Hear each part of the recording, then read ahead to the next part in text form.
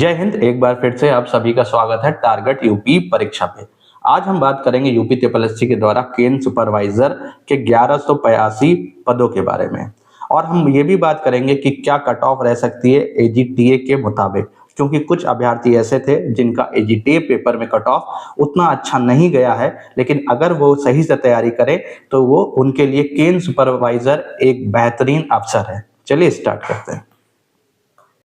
पहले आप सभी से निवेदन है कि चैनल पर नए हैं तो चैनल को सब्सक्राइब कीजिए।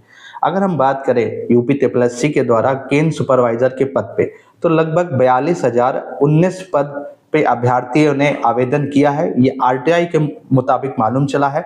कुल विज्ञप्ति की अगर बात करें पोस्ट की, तो ये कितनी है, 1182। लेकिन दूसरी तरफ अगर हम बात करें एजीटीए का, जिसका हाल ही में अभी पेपर हुआ था, तो उसमें 63,000 लोगों ने आवेदन दिया था और तब पद कितने थे, 2,759 पद थे।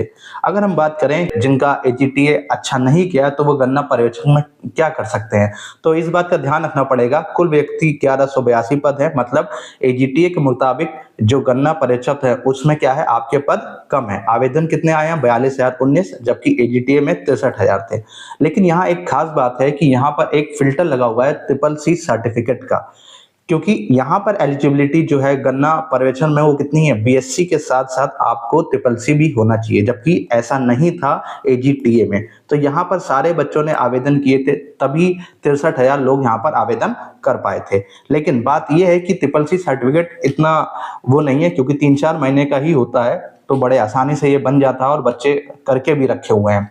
तो उसके अनुसार देखा जाए तो लगभग 36 अभ्यर्थी एक पद पर यहाँ पर हैं, जबकि एजीटीए में कितने, क्योंकि पोस्ट वहां ज्यादा थी तो वहां 23 अभ्यर्थी प्रति पद थे। अब बात करें जो आपका यूपी ट्रिपल एससी का केन सुपरवाइजर है, उसमें कंपटीशन देखिए हाई जाएगा, क्योंकि यहाँ बच्चों की संख्या ज्यादा है। जबकि एजीटीए में माध्यम है, क्यों, क्योंकि यहाँ पोस्ट थोड़ी सी क्या थी, ज्यादा। लेकिन खास बात यह है कि अगर आयोग पेट के शॉर्ट लिस्टिंग के मानक के अनुसार चले, जो करता आया है, लगभग 15 गुने बच्चों को अगर बुलाता है, तो जो 42,000 अभ्यर्थी ने आवेदन किया है, तो उनमें से लगभग 17,730 से 18,000 अभ्यर्थी ही क्या होंगे, मेंस की परीक्षा में बैठ पाएंगे, अगर ऐसा होता है। लेकिन अभी आपके पास टाइम है, तो इस बात का ध्यान रखिए कि नवंबर अंतिम सप्ताह में, मतलब नवंबर की आखिर में या फिर दिसंबर की स्टार्टिंग में ये पेपर आपका हो जाएगा। तो अभी भी आपके पास 100 से 110 दिन आपके पास बचे हुए हैं।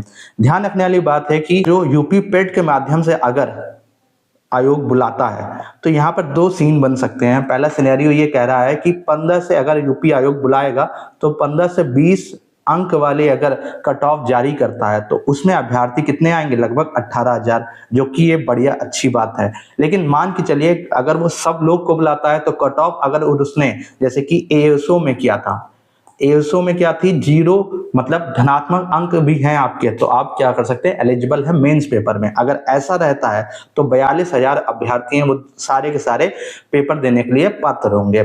तो ये देखना एक बार जरूरी पड़ेगा।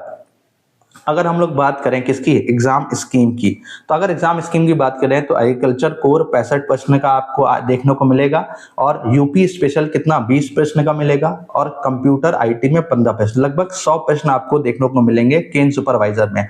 और ये कितने अंक के होंगे, 100 अंक के होंगे। आपको टाइम कितना मिलेगा, 2 घंटे का मिलेगा। नेगेटिव मार्किंग होगी। अगर आगे बात करें विश्लेषण की, तो आपके पास चरण 1 में क्या, 1 से 40 दिन जो आपकी स्टार्टिंग है, उसमें आप क्या करें, अपने कोर सब्जेक्ट को दीजिए, ज़्यादा से ज़्यादा उसको तैयारी कीजिए और अच्छे से अच्छा उसमें पढ़िए। फॉर्मूले हैं, थ्योरी है, उसको अच्छे से तैयार कीजिए। चरण 2 में 41 से 75 दिन का जब टाइम आएगा, तो आप कंप्यूटर, हालांकि सब चीज़ एक साथ लेके चलिए, कंप्यूटर हो गया, यूपी स्पेशल हो गया, सब एक साथ लेके चलिए। लेकिन कोर सब्जेक्ट स्टार्टिंग में अपना आप कमांड कीजिए, फिर उसके बाद कंप्यूटर पे ध्यान दीजिए। फिर इसके बाद जो बचे हुए लास्ट दिन होते हैं, उसमें मॉक टेस्ट और टाइम मैनेजमेंट बहुत जरूरी है, तो उसको जरूर आपको ध्यान देना पड़ेगा कि एटलीस्ट आखिर में जब आप जाएं पेपर देने से 20-25 दिन पहले आप मॉक दे चुके हों। ठीक है, तो आपको इस बात का ध्यान रखना पड़ेगा कि यहाँ पर जो कट ऑफ जाएगी वो लगभग क्या हो, कुछ ज्यादा ही जाए, किससे, एजीटीए से, या फिर कम भी जा सकती है, क्योंकि इसके 2 आधार हमने आपको बता दिए थे कि ये पहला आधार तो है कि अगर कट ऑफ क्या है, 15 से 20 अंकों के आधार पे पेट से बुलाया जाता है बच्चों को, तो देखिए कट ऑफ कम जाएगी और यहाँ पर जो कंपटीशन है वो भी कम हो जाएगा। लेकिन अगर सारे बच्चों को बुला दिया जाएगा तो कट ऑफ जाने की यहाँ आशंका ज्यादा है, लगभग 65 प्लस तो कट ऑफ चली जाएगी अगर इस केस में है। और अगर ये वाला केस है तो इस केस में जैसे एएसओ की कट ऑफ कम जाने की चांसेस है, वैसे इसकी भी क्या होगी 55 से 60 तक की कट ऑफ बन जाए। आई होप आपको ये चीज समझ में आई होगी और हमारे साथ जुड़े रहिए, चैनल को सब्सक्राइब कीजिए। Thanks for watching, have a nice day.